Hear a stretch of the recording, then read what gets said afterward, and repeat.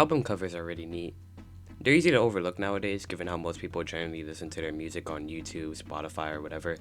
But video game soundtracks do often get released physically, whether on CD, Blu-ray, or vinyl, and when they do, they obviously need some sort of packaging, resulting in some really cool covers. So I just wanted to talk a bit about some that I find really cool. Nintendo released a number of soundtracks over the years via their Club Nintendo service, the one before My Nintendo. Ooh, so unique. However, most of them were Japan exclusive, including this Mario & Luigi RPG sound selection, consisting of many of the songs from Superstar Saga Do Bowser's Inside Story, aka the good ones. And this cover follows the traditional white background with the logo seen in all the Japanese box arts, this time featuring drawings of Mario and Luigi with headphones on. I also like how the U and the ends in the logo are shaped like headphones, it's a neat little touch. Speaking of Mario soundtracks, the Galaxy 1 and 2 covers have these really cool silhouettes of Mario filled with stars, and he even has a little conductor baton. The Galaxy 2 one has him riding Yoshi, which makes sense, and I love how the 2 looks like it was written with the baton. Both of these are simple, clean, and overall look really nice. The thing with video game soundtracks is that unlike most other album covers, they really just have to focus on looking cool and not much else. Many of them just use artwork from their respective games, like most of the Zelda soundtracks, the Sonic Adventure 1 and 2 soundtracks, many of the Final Fantasy soundtracks, etc. And to be fair, there's nothing wrong with them. They show you that this is indeed the game soundtrack you're about to listen to, and it's always nice seeing these pieces of artwork in such high quality. However, sometimes artists will draw pieces of art specifically for the soundtrack covers. Persona 5's artwork has Ren in both his real world and Phantom Thief form, as well as Morgana in both of his forms as well. Okami's has this nice cherry blossom hue adorning this already beautiful art style. These modern Kirby ones are pretty simple, but cute nonetheless. I think Planet Robots is a little too minimalist, but whatever. Splatoon has 4 different album covers, my favorite one being the one with Caddy and Marie. They also called it Splatoon.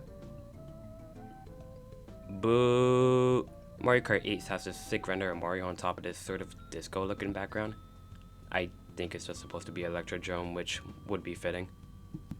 Street Fighter 6 has this cool ensemble of all the main characters, which is way better than just having Luke's stupid face on the front. Minecraft is just a straight up block. Mario 64 has a bunch of different renders of him just doing different stuff. These Diddy Kong Racing and Yoshi Story ones are less well known for the album covers, but more so for the fact that they decided to shape their CDs like Diddy Kong's and Yoshi's heads respectively, which from what I hear makes them literally unplayable on most CD players nowadays. Not that you'd want to, I hear the Japanese versions are better anyways.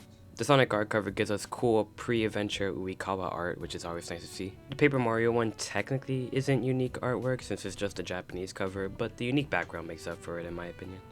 This Banjo-Kazooie one has a t-shirt! And there's also this beautiful illustration for Castlevania 3 of all games. It's a little ill-fitting, but I don't care, this shit goes hard. These covers just have that little added flair that makes them stick out more in comparison, and they're all pretty great. But then there's the ones that really embrace the fact that they're an album cover and go all in on the music motif. Super Mario 3D World is filmed to the brim with unique artwork of different characters playing different instruments. Slay the Princess has a bunch of different forms that the princess takes in-game, a part of a band, with the player character conducting it. Celeste has Madeline holding a cassette, representing both the collectibles in-game and the fact that this is a soundtrack and cassettes were used to play music. The Sonic Symphony has Sonic in a little conductor suit, and I like how the speed lines from Sonic and the logo are used as music lines. And Pizza Tower has a party going on with, hitting those vocals on that karaoke machine. Anyways, that's gonna wrap up my brief discussion on this topic. It was just kind of something I felt like talking about, so I hope you enjoyed watching me ramble.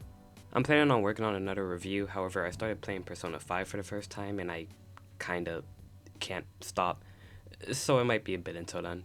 Anyways, what have you learned today? I think I just like looking at pretty pictures.